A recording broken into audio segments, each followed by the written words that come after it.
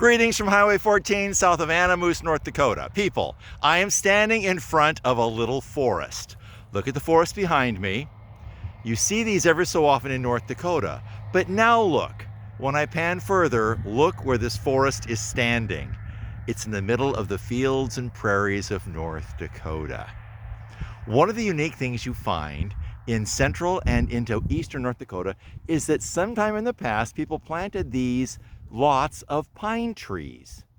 And they're always square, very distinct north, south, east, west border. I walked into this one earlier. Sometimes they have houses in them. This one does not. I did some counting. Oh, by the way, windrows in North Dakota are very common. Between fields sometimes, but certainly around farmhouses, people will plant trees, including very often a row of pine trees or several rows. But these forests are kind of a neat phenomenon. I walked in here earlier and I started doing some counting.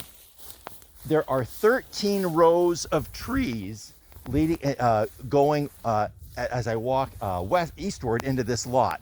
And as I look, you can kind of see these rows. Some of the trees, most of them are long pine needles. Some of them are short needle trees, but definitely the pines outnumber, and I don't know what kind of trees there are. As I paced off these rows, it's about 9 paces from one row to the next. But between the trees in the rows, it was more like 4.5 paces between the trees. So the rows are planted. I thought maybe this had been a farmhouse, but as you walk into this lot, 13 rows back, it sort of opens up, but not as big as you would expect if there was a barn and a farmyard. So I'm not quite sure if this was a farmyard or not. You can see a little bit of a hunter's perch back there, that on stilts there. But it's just interesting that you can walk into North Dakota and you find these little forests.